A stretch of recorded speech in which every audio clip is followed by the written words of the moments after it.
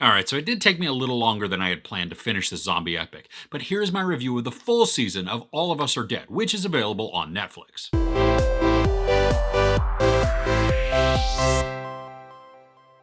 Since I already did a preliminary review of the first 3 episodes, I won't rehash everything that I had talked about in that review. But you can check out those thoughts by clicking that little box thingy up, I don't know, in one of the corners, or I'll link it in the description.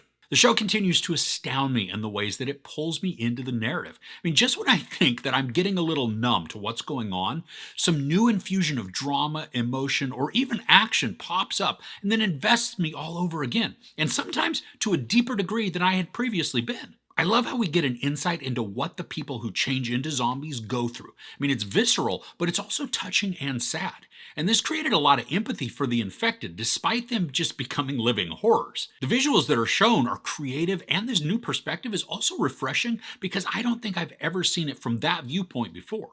I like some of the morality play that accompanies the story. I mean, as characters do certain actions that affect their friends, questions are raised about what is right or just, and then what responsibility each person carries. Personal choices versus good for the group discussions, they play out in different ways, which then provides some great moments of introspection. And the scenes get fairly deep when all of this is going on, which then also gives us a chance to take a breather from some of that zombie chase. Okay, so as we know, the whole show is bonkers, but there was a scene in episode 4 where this social media idiot decided to go out into the city where the breakout was happening in order to live stream it. His footage intersperses throughout the episode, but there was one portion at night where he encounters a very unique group of zombies that first made me laugh out loud and then shudder from the creepiness. And I love that there are times when the teenager mentality pops out in the show. So despite dire circumstances, sometimes a character will question another about a crush. I mean, it seems wildly out of place, but it also fits perfectly within a teenage mindset. And this happens more than once. It's great that the story didn't forget that these are kids with maturing minds, but also raging hormones. I mean, sometimes they just need to blurt out their feelings. And every time this happened, I chuckled or laughed because it was so endearing, but also an inappropriate moment for that type of conversation, which then felt very real. And I certainly found myself having some favorites amongst the characters. And sometimes they surprised me because I didn't start out liking them. Sometimes it was their growth as characters, and other times it was their inner strength and resolve that endeared me to them. And then, of course, there are moments where characters put others first, ahead of their own safety, and then they truly become heroic in those times, even if they ultimately do escape unscathed. Now, there are some moments of story protection for some of the key characters, where all of a sudden they'll just be out of a predicament, but we don't see how they escaped. And this is especially bothersome when the character was surrounded by a horde and there was just no foreseeable way of escape. This also happens when a character can perform certain acts that seem uncharacteristic for what's been previously established. Part of the genius of this show is the use of cliffhangers. Each time I think I'm going to take a break, the episode ends in a way that I must start with the next one just to find out what's going on with the characters that I've become connected with. I love how the show keeps evolving. There's a new complication that's introduced about halfway through the show, and I like also what it can mean for future zombie shows and movies because I'm not sure that I've ever seen this story element used before. While not all of the action sequences hold up, most of them do. There are some ridiculous sequences, especially involving one of the students' dad, who's a firefighter, and the more that we follow him, the more his escapades become somewhat unbelievable. But this doesn't break the entire series. I mean, it's just a small weak point to it. I think overall the show is a little too long.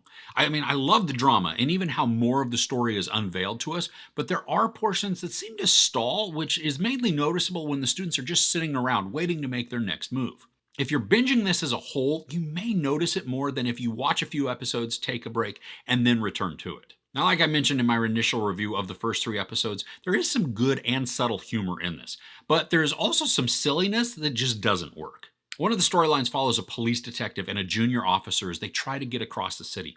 Their dialogue borders on stupid, just with jokes and behaviors that are meant to elicit laughs, but they just made me cringe. There are also some portions that just make no sense to me where the students are involved. I mean, the main group that we are following, at one point they find a fairly secure location, but they can't sit still, so they do something that borders on the insane. Now, I understand what they're trying to accomplish, but I'm not sure their decision was thoroughly thought out. While I didn't always notice the musical score, there were times that it stood out to me because of how it was influencing my emotions. There were several times where the music was building in intensity, but then there were also these beating drums that just worked to increase the tension and the dread. As much as I tried not to become too invested in certain characters, I was just terribly drawn to them. I mean, there was so much peril around every corner. It was easier for my brain and my heart to keep the players at arm's length so that if something bad happens, I'm not emotionally wrecked. But yeah, I mean, try as I might, that didn't happen. I mean, there are several episodes that broke my heart, but I think the worst of it comes in episode 11. You may want to check yourself if you're not crying in that. I mean, I certainly teared up and I was devastated because the show is coming to its climax and the stakes are at their highest. The amount of tension, anxiety, suspense, sadness, and then laughter contained with this show, I think it's amazing. I mean, it's an emotional roller coaster, but one that is incredibly satisfying. And just when I think I may be getting tired of the story or even the entire narrative, a portion of the story arc renews my interest, grabbing hold of me once again so that I'm sitting on the edge of my seat, just riveted to it all. So, like I said, this isn't a perfect show, and there are issues with some of the humor, the conveniences, plot protection, and even length at times. But taking the show as a whole, it's a wonderful watching experience. The action and cinematography are immersive and engaging. The characters are varied, but they're rich in detail and depth. And the story itself, while it's simple, introduces so many complexities to keep it stimulating. And sure, there are a lot of zombie shows and movies that you can choose from, but not many of them can capture your heart the way that this does and then emotionally wreck you.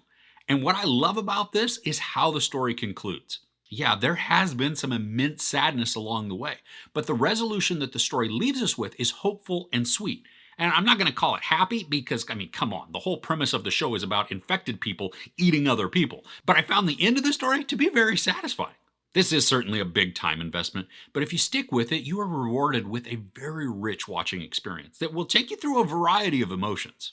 There's no sex or nudity, but there is a lot of profanity and, of course, just a ton of violence. I give the full season of All of Us Are Dead 4.5 out of 5 couches. So do you have a favorite zombie movie? Let me know what it is in the comments below. If you enjoyed this review, please give it a like. Also, don't forget to share and subscribe. I'm Chris. This is Movies and Munchies. Thanks for couching with me.